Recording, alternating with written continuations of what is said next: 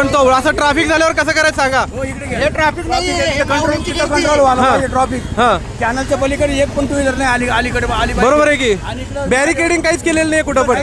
डिपार्टमेंटने अगोदर इंडिकेशन द्यायला पाहिजे. हा बजाजा न्यूज म्हणून आहे युट्यूबवर. इलेक्शनला थांबलो होतो आम्ही. नक्की नक्की मंदिराच्या पलीकडे बॅरिकेड लावायला पाहिजे. लावायला पाहिजे. आता काय करायचंय मग काय राव. सर्व भक्तगण जे आहेत या ठिकाणी त्रासलेले आपल्याला दिसत आहेत. नमस्ते, सत श्री अकाल और अस्सलाम वालेकुम. मैं आपका दोस्त बादशाह रियाज पाटिल आप सभी लोगों का स्वागत करता हूँ एक और बेहतरीन न्यूज रिपोर्ट में. तर या ठिकाणी जे हडपसर मध्ये आज संत तुकाराम माऊली व संत ज्ञानेश्वर माऊलींची जे पालखी आलेली आहे त्यांच्या दर्शनासाठी प्रचंड प्रमाणात भक्तांचा कल्लोळ आपल्याला पाहायला भेटत आहे. व या भक्तांच्या सोयी सुविधेसाठी प्रचंड प्रमाणात जे सोयी सुविधा करण्यात आलेल्या आहेत त्यांच्या सुरक्षिततेसाठी पूर्ण जे या ठिकाणी नियोजन झालेलं आहे. परंतु या ठिकाणी जे सर्वात मोठी चूक जी झालेली आहे ते डीपी रोडवर आपल्याला पाहायला भेटत आहे. ज्याचा व्हिडिओ जे तुम्हाला पुढे बघायला भेटेल की डीपी रोडवर जे एवढ्या सुविधा जे चुकलेली आहे की लोकांना जे अर्धा तास त्या ठिकाणी जे लोकांना 1 इंच सुद्धा जे हलता येत नाही तेवढे गाड्या त्या ठिकाणी लावण्यात आलेले आहेत. तेवढे जे आहे पब्लिक त्या ठिकाणी जे गर्दी करून उभारलेली आहे. तर ह्याच्यासाठी एक सिंपल उपाययोजना केली असती तरी चाललं असतं की बाबा बॅरिकेडिंग जरी केली असती तरी म्हणजे कॅनलवर बॅरिकेड लावले असते किंवा कुबेरा संकुलपाशी बॅरिकेड लावले असते किंवा तिकडे डीपी रोडचं जिथून गाड्या येतात चौक मध्ये तिथे जर बॅरिकेडिंग लावले असते तर सगळं झालं असतं. सासवड रोडला पण तीच मानगड आहे. कारण बरेच लोक प्रॉपर्टी जी लोक आहेत त्यांच्या गाड्याला दिवसभर गाड्या काढायलाच नाही पाहिजे. जवळच्या अंतरासाठी इथले इथं यायला पायी चालून येऊ शकत नाही काय. आहेत किती 1-2 किलोमीटर अंतरावर. आता तेवढंच मॉर्निंग वॉक जसं करतात तुमचं तेवढंच वॉक झाला असतं. म्हणजे हीच लोक मॉर्निंग वॉक साठी जे आहेत आपल्या गाड्या घरी ठेवून जे मॉर्निंग वॉकला आपल्या बगीच्यापर्यंत चालत जातात. इथल्या इथं माऊलींच्या दर्शनासाठी तुम्हाला गाड्या करायची काय गरज आहे. हडपसरची पब्लिक जे हुशार आहे, विविध जिल्ह्यातून विविध तालुक्यातून आलेली पब्लिक आहे, विविध राज्यातून आलेली पब्लिक आहे.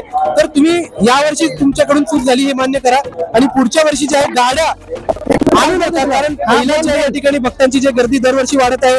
जत्रा लागलेलं असते. आज त्या जत्रेमध्ये एवढ्या गर्दीमध्ये तुम्ही तुमच्या 2 व्हीलर काढता, तुमच्या 4 व्हीलर काढता.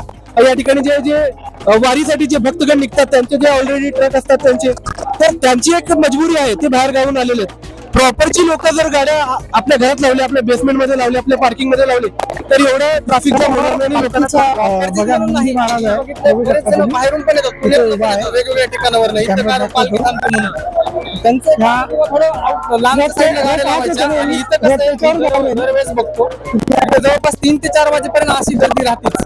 याच्यासाठी कसं स्वतःच आपण जिम्मेदार व्यक्ती म्हणून की गाडीचं कसं नियोजन लावलं पाहिजे. तर गाडी थोडी लांब पार्क केली पाहिजे. आणि त्याच ठिकाणी आता मी रोड तिकडे पण आपल्या गोंधळनगरच्या थोडं पुढच्या बाजूला आतल्या बाजूला पूर्ण ट्रॅफिक जाम. म्हणजे लोकांना जायला यायला इमर्जन्सी समजा अँब्युलन्स वगैरे जायला जर कोणाच्या घरातलं काही झालं बरोबर तशा परिस्थितीत मग म्हणजे परिस्थिती सांभाळता पण आली पाहिजे ना. म्हणजे हे बरोबर आहे. दरवेळी जी आहे जबाबदारी प्रशासनाची नसते. जबाबदार नागरिक सुद्धा जबाबदार असले पाहिजेत. तर मी हडपसरच्या पब्लिकला हेच सांगू इच्छितो, सुजाण नागरिक आहेत हडपसरमध्ये, बुद्धिमान लोक आहेत. फक्त हडपसरच नाही पूर्ण पुण्यामधली लोक बुद्धिमान आहेत. तर सगळ्यांना मी हेच सांगू इच्छितो, देवा देखील आपल्या पुण्यामध्ये, आपल्या हडपसरमध्ये, आपल्या पिंपरीमध्ये, आपल्या चिंचवडमध्ये माऊलींची पालखी येईल, कोणतीही पालखी येईल तर आपल्या गाड्या ज्या आहेत आपल्याच बेसमेंटमध्ये लावा, आपल्याच घरामध्ये लावा.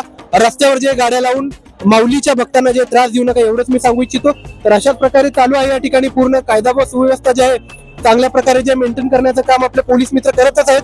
तर जागरूक नागरिक म्हणून तुम्ही देखील आपली कर्तव्य बजावा हीच माझी विनंती आहे. आणि कचरा या ठिकाणी खूप प्रचंड प्रमाणात पडलेला आहे. कचरा देखील टाका तुम्ही, मी टाकू नका असं म्हणत नाही. पुढच्या वर्षी जे डस्टबिनचं सुद्धा नियोजन जे करण्यात येईल प्रशासनाकडून. तरी तुम्ही घरनं येताना जे आहे जे कचरा जे आहे तुमच्या सोबत जे पिशवी वगैरे ठेवा, त्याच्यामध्ये तुमची पाण्याची बाटली ठेवा, त्याच्यामध्ये जे तुम्ही खाल्लेलं जे रॅपर आहे ते सुद्धा त्याच्यामध्ये टाका. म्हणजे या पूर्ण पालखीमध्ये मिरवणूकमध्ये जे कसल्याही प्रकारची घाण होणार नाही.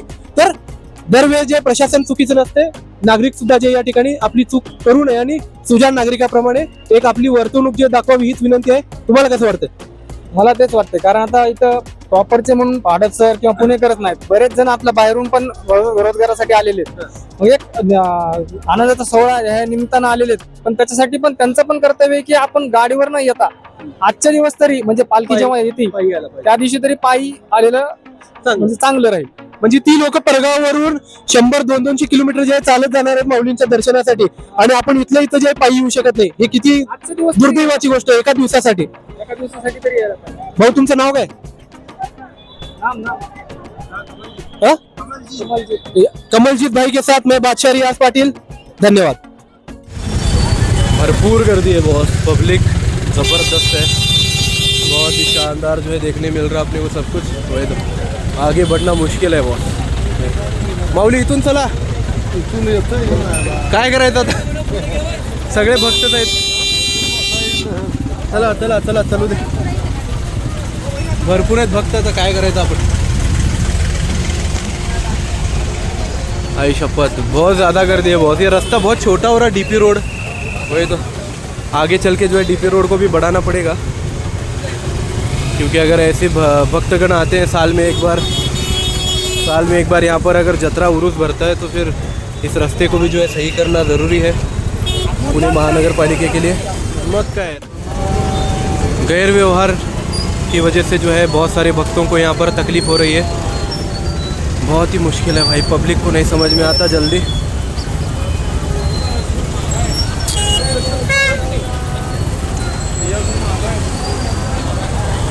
दोन मिनिट सर, खूपच अवघड आहे राव असं असेल तर. मग तेच की ट्रॅफिकचंच टाकावं लागतं हो साहेब, पुढच्या वर्षी जरा कमी तरी होईल. काय म्हणतो, असं ट्रॅफिक झाल्यावर कसं करायचं सांगा. ट्रॅफिक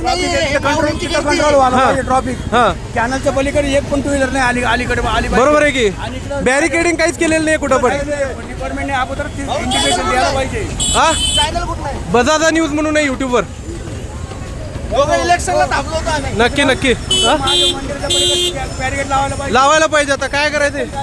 मग काय राव, सर्व भक्तगण जे आहेत या ठिकाणी त्रासलेले आपल्याला दिसत आहेत. गैरव्यवस्थेमुळे सगळं चालू आहे. आता काय करायचं आपण तरी. मोठ्या गाड्यांना जे आहे अलाउडच नाही केलं पाहिजे, मेन पहिली गोष्ट. तरी देखील या ठिकाणी मोठ्या गाड्या येत आहेत, बॅरिकेडिंग कुठेही केलेली नाही आहे. खूप अवघड आहे बॉस असं असेल तर.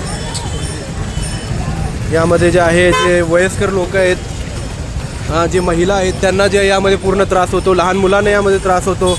पार्किंगची सोय खूप अवघड झालेलं आहे. मोठ्या गाड्यांमुळेच हे सगळं त्रास व्हायला बॉस. लय अवघड आहे, मिसमॅनेजमेंट हैराण आहे. या ठिकाणी ट्रॅफिकमुळे जे आहे प्रचंड प्रमाणात भक्तांना जे त्रास होत आहे. खूप अवघड आहे, म्हणजे पूर्ण जे आहे अव्यवस्था या ठिकाणी आपल्याला बघायला भेटत आहे. खूप चुकीचं आहे राव, भक्तांना त्रास नाही व्हायला पाहिजे. माऊली लोक एवढे दूरवरनं जे आहे विदाऊट चप्पल विदाऊट जे आहे या ठिकाणी पूर्ण आपलं भक्तिभावाने जे जात असतात, माऊलींच्या दर्शनासाठी येत असतात, आणि त्याच माऊलीच्या दर्शनाला आलेल्या लोकांना ज्या या ठिकाणी त्रास होताना आपल्याला दिसतंय. हे चुकीचं आहे सगळं. सुव्यवस्था खूप गरजेची असते, परंतु या ठिकाणी जे आहे कसलीही सुव्यवस्था केलेली जे दिसत नाही आपल्याला. खूप अवघड आहे बॉस असं असेल तर. लय अवघड आहे,